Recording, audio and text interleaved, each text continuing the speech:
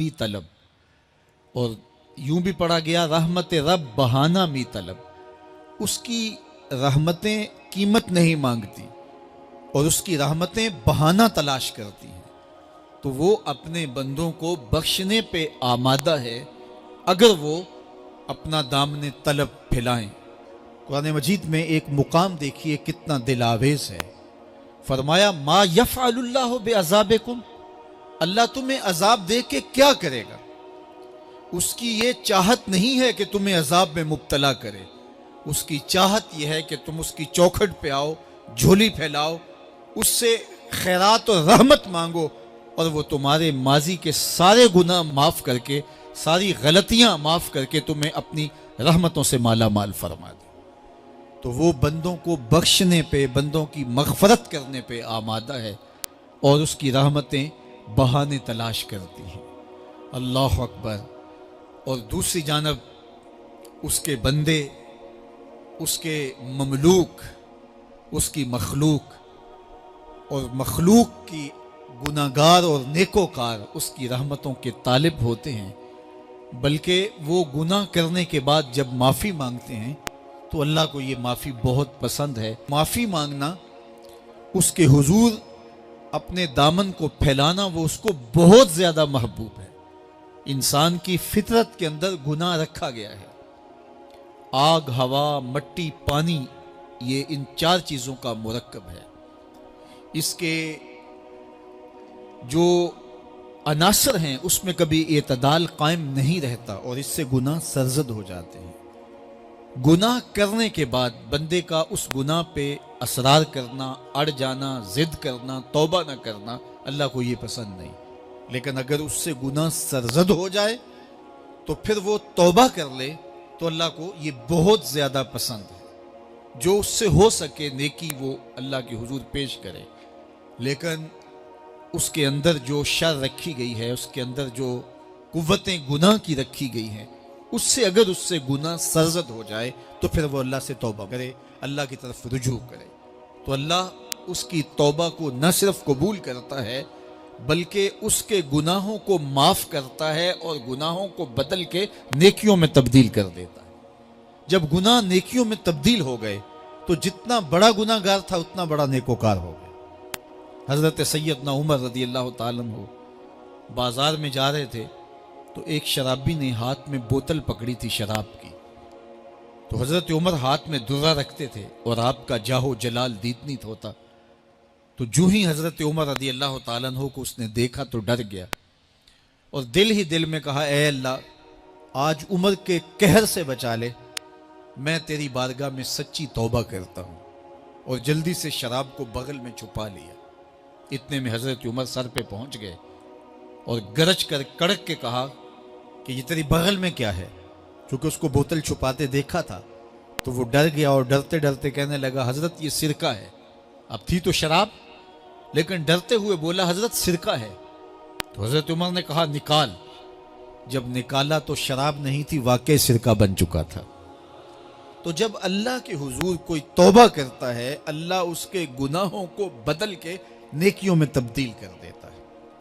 حدیث پاک میں آتا ہے کہ قیامت کے دن اللہ ایک شخص کو کہے گا کہ اپنا نامہ اعمال پڑھ، تو وہ نامہ اعمال پڑھنے لگ جائے گا. تو نامہ اعمال کے اندر چھوٹے گناہ بھی ہوں گے، بڑے گناہ بھی ہوں گے.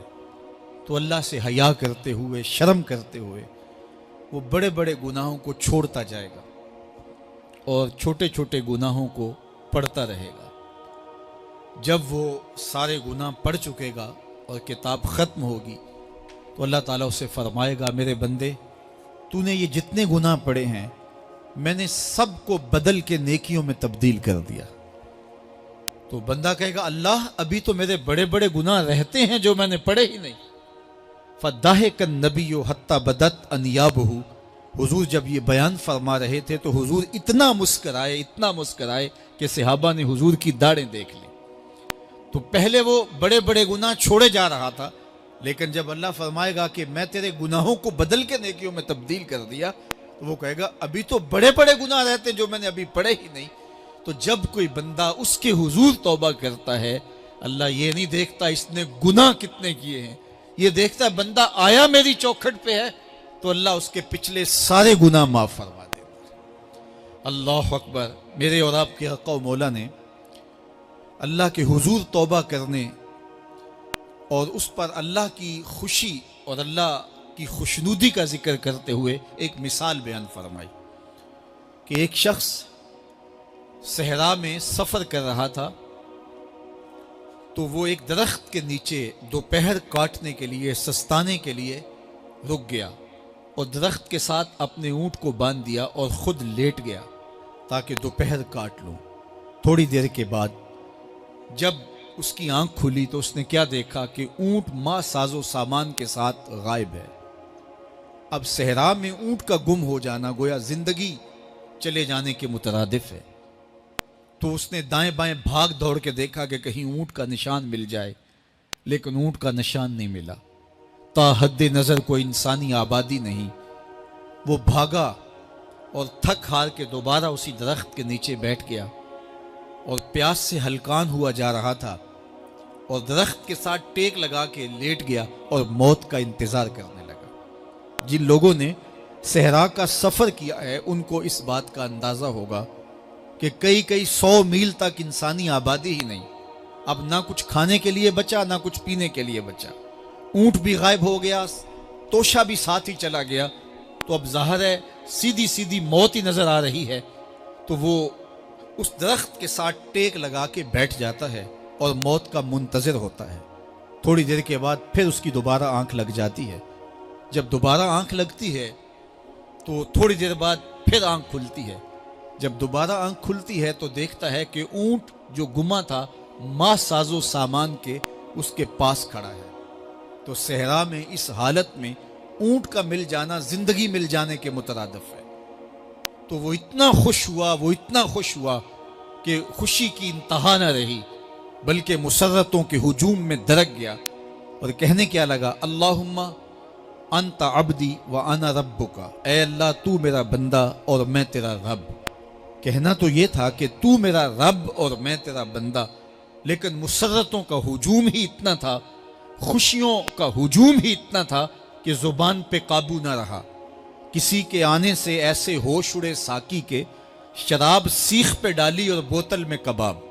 کہنا یہ تھا اللہم انت ربی وانا عبدک، لیکن اس قدر خوش ہوا جب بھی تیری قربت کے امکان نظر آئے ہم اتنے خوش ہوئے کہ پریشان نظر آئے۔ تو کہنا یہ تھا کہ اے اللہ تو میرا رب اور میں تیرا بندہ، لیکن خوشیوں کے ہجوم میں وہ کہتا ہے اللہم انت عبدی وانا ربک، اے اللہ تو میرا بندہ اور میں تیرا رب۔ حضور یہ بات بیان کرنے کے بعد صحابہ سے پوچھتے ہیں کہ ذرا بتاؤ اس بندے کو کتنی خوشی ہوئی کہ خوشی میں زبان بھی قابو نہ رہی اور اپنے آپ پہ کنٹرول نہ رہا، اور خوشیوں کے ہجوم میں اسے یہ بھی پتہ نہیں چل رہا کہ وہ کیا بول رہا ہے۔ تو صحابہ نے عرض کی حضور بہت زیادہ اسے خوشی ہوئی۔ تو میرے حضور نے یہ بات کرنے کے بعد ارشاد فرمایا، جس طرح اس کو گما ہوا اونٹ ملا اور اس کی خوشی کی انتہا نہ رہی، تو فرمایا جب کوئی شخص توبہ کرتا ہے اور اللہ کی حضور پلٹ کے آتا ہے، گناہوں سے معافی مانگ کے اس کی دہلیز پہ آتا ہے، میرے حضور نے فرمایا اللہ اس سے بھی زیادہ خوش ہوتا ہے کہ میرا بندہ میری چوکھٹ پہ آ گیا۔ تو وہ یہ چاہتا نہیں کہ اپنے بندوں کو عذاب دوں، وہ خود آگ میں چھلانگے لگائے تو اس کی مرضی، اگر گناہ سرزد بھی ہو گیا ہے تو کوئی بات نہیں، معافی مانگ لی جائے۔ آپ نے نام سنا ہوگا محمود غزنوی اور ایاز کا، ان کا باہم محبت کا رشتہ بہت گہرا تھا۔ ایاز ٹوٹ کے چاہتا تھا بادشاہ کو، اب دیگر مصاحبین حسد کرتے تھے، بغض رکھتے تھے، وہ کہتے تھے یہ کوئی کیا اس میں کرشمہ اور کمال ہے کہ بادشاہ اس کو اتنا ہی چاہتا ہے۔ تو بادشاہ جب ان وزراء کا مشیروں کا حسد حد سے بڑا ہوا دیکھا تو ایک دن سب کو اپنے دربار میں حاضر کیا۔ دربار میں ایک تالاب تھا، تو اس میں مٹھی بھر کے موتیوں کی پھینک دی اور ایک وزیر کو کہا کہ یہ موتی نکال کے لاؤ، اور یہ خیال کرنا کہ تمہارا لباس بھی تمہارا بدن بھی نہیں بھیگنا چاہیے۔ تو سب نے کہا کہ یہ عجیب بات ہے کہ حوض کی تہ سے موتی نکال کے لائیں اور لباس بھی نہ بھیگے اور بدن بھی نہ بھیگے، یہ تو لازمی ہوگا۔ پھر دوسرے وزیر کو کہتا کہ یہ موتی نکال کے لاؤ تمہارا لباس بھی نہیں بھیگنا چاہیے، تمہارا بدن بھی نہیں بھیگنا چاہیے۔ تو وہ آگے سے حجت کرتا یہ کیسے ہو سکتا ہے کہ بدن بھی اور لباس بھی نہ بھیگے اور موتی بھی نکال لاؤں؟ تیسرے کو، چوتھے کو، پانچویں کو، ہر ایک آگے سے حجت کرے، یہ کیسے ہو سکتا ہے؟ پھر ایاز آ گیا تو بادشاہ نے ایاز کو کہا کہ یہ موتی نکال کے لانے ہیں اور تمہارا لباس بھی اور تمہارا بدن بھی نہیں بھیگنا چاہیے۔ ایاز